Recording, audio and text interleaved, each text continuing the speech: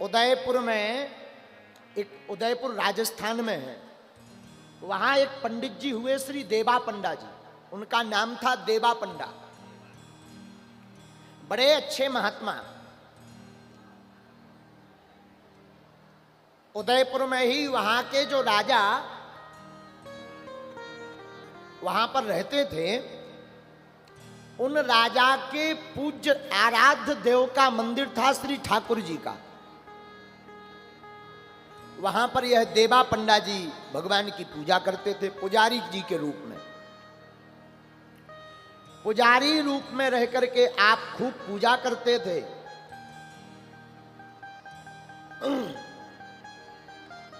राजा का रोज का नियम था, शाम के समय राजपाट पूर्ण किया तो शाम के समय मंदिर आते थे तो पुजारी जी भगवान के गले की माला राजा को निकाल कर पहनाते थे रोज, प्रतिदिन।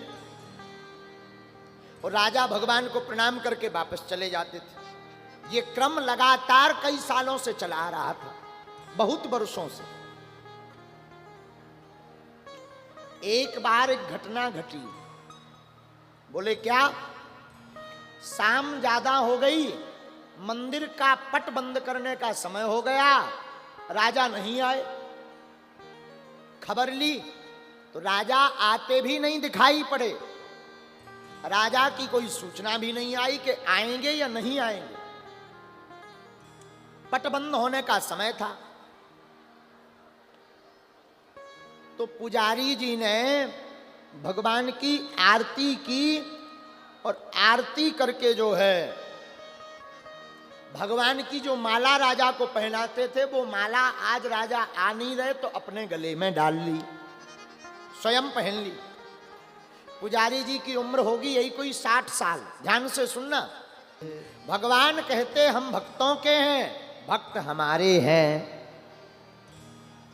लेकिन जैसे ही पटबंद किया, पुजारी जी बाहर निकले, तब तक मंत्री भागा भागा आया, हुजूर की जय हो, महाराज आशीर्वाद लेने के लिए पधार रहे हैं। अब चौंक गए पंडित जी, शरीर कांप गया। रोज माला उनको पहनाते थे, आज वो पूछेंगे तो क्या जवाब देंगे? गले में माला देखेंगे तो नाराज हो जाएंगे। अपने गले से माला ली और एक पत्ता लिया, उसमें माला को लपेट कर रख लिया। राजा आए तो राजा ने वही प्रणाम किया। इन्होंने गले में माला डाली तो राजा को संशय तो हो ही गया था कि आज प्रसाद नहीं मिलेगा, लेकिन माला तो मिली, इनको कैसे आभास कि हम आ जाएंगे। तो राजा ने कहा कि पुरोहित जी ये माला भगवान की ही है। बोले हाँ, क्योंकि राजा प्रतिदिन माला डालते थे तो भगवान का इत्र माला में लग जाता था, और आज पुजारी जी ने पहन ली तो इत्र की खुशबू चली गई, दूसरी खुशबू आने लगी। तो राजा कहते सच सच बताओ क्या ये वही माला है? पुजारी जी ने कहा बिल्कुल भगवान, ये वही माला है। राजा ने बड़े गौर से देखा तो पुष्पों के बीच में पुजारी जी का एक सफेद बाल लग गया। बोले और तो ठीक है, भगवान की माला है, इत्र नहीं छपा, हमने मान लिया, पर ये भगवान के बाल कब से सफेद हो गए? भगवान के तो काले बाल हैं। पुजारी जी ने झूठ बोल दिया। देखो भाई, एक झूठ दूसरे झूठ को जन्म देता है। बोले महाराज भगवान के बाल सफेद ही हैं। राजा बड़ा अट्टहास करके हंसा। बोले तुम बड़े धूर्त हो, बहुत झूठ बोलते, भगवान के कल तक बाल काले थे, आज रातों रात सफेद कैसे हो गए? बोले नहीं महाराज, डर के मारे राजा कोई दंड ना दे दे तो और झूठ बोल दिया। महाराज भगवान के बाल सफेद हैं, झूठ बोल दिया। राजा ने कहा सुनो कान खोल करके, अगर बाल सुबह भगवान के सफेद नहीं मिले तो आपको मंदिर से तो निष्कासित करेंगे, मृत्यु दंड भी आपको मिलेगा। पुजारी जी ने हां मिला दी कि अब जो होगा देखा जाएगा। राजा चले गए। जो कान भरने वाले लोग होते हैं उन्होंने वहां पर सिक्योरिटी बढ़ा दी, कहीं रात ही रात पुजारी जी डेंट पेंट ना कर दे, तो सिक्योरिटी लगा दी ताकि ये पुजारी जी की गर्दन कट जाए। पुजारी जी पूरी रात नहीं सोए। इनका नाम था श्री देवा पंडा जी। पूरी रात आंखों में आंसू, बोले सरकार गलती तो हो गई, हमने झूठ तो बोल दिया, पर आपके सहारे झूठ बोला। अब चाहो तो अपन बचा लेना दास को, और चाहो तो अब दास को मिटा देना। सरकार हमको ये दिक्कत नहीं है कि आप राजा हमको मृत्यु दंड देगा। सरकार हमको दिक्कत केवल एक है कि हम जिंदगी भर के लिए आपकी पूजा से विमुख हो जाएंगे। आंखों में आंसू भराए, पूरी रात नेत्रों का जल नहीं बंद हुआ, रोते रहे पुजारी जी। भगवान को कहते रहते, हे रघुनाथ जी, हे ठाकुर जी, आपके बिना इस संसार में कौन है हमारा। जो नाथ आज इस दास की लाज नहीं बचाओगे तो आपके भक्तों की वाणी पर कोई भरोसा नहीं करेगा। हमें कोई डर नहीं मरने का।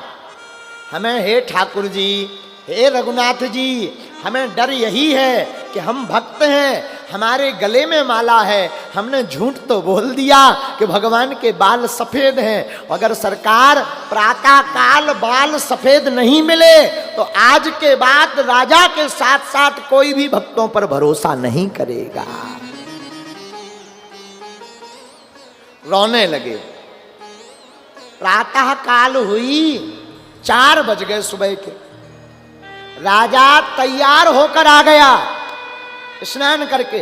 तमाशा देखने के लिए गांव गांव से लोग आ गए कि पुजारी जी ने झूठ बोल दिया कि भगवान के बाल सफेद हैं, जरा देखते हैं पुजारी जी कितना सत्य बोलते।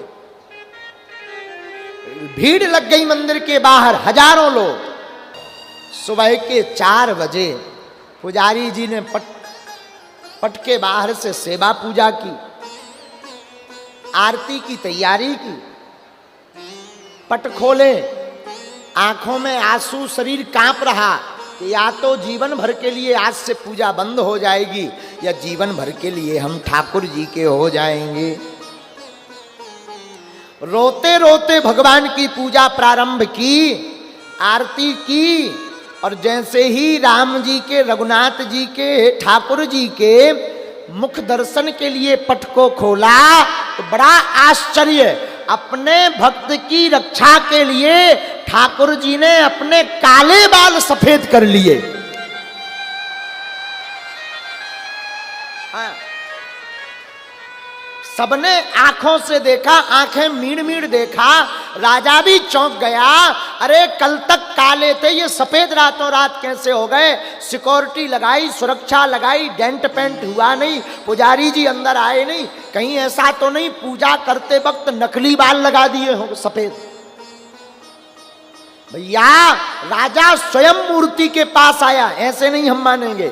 और ठाकुर जी की मूर्ति के पास आकर एक बाल पकड़ करके जैसे ही ताना, झटका मारा तोड़ने के लिए, हमारे ठाकुर जी की नाक सिकुड़ गई और भगवान के मुंह से सी की आवाज निकल गई और रक्त सिर से बहने लगा। खून की धार बहने लगी। राजा की आंखों में आंसू आ गए। पुजारी जी का शरीर गदगद हो गया। चिल्ला करके, चिल्लार करके ठाकुर गोविंद की जय जयकार करने लगे पुजारी जी, और बार बार दंडवत करके आपने हमारी लाज रख दी, लाज रख दी। जय हो रघुनाथ की, जय हो रघुनाथ की, जय हो ठाकुर की, हमारी लाज बचा ली। और तब मंदिर में आकाशवाणी हुई, राजन तुमने हमारे भक्त की परीक्षा ली है, हम श्राप देते हैं, आज से तुम तो तुम्हारे वंश में इस गद्दी पर बैठने वाला आज के बाद कभी भी हमारे मंदिर में प्रवेश नहीं होगा, अगर होगा तो उसका नाश हो जाएगा। I hope you liked the video. If so, Please like, share and subscribe. Thanks for watching guys.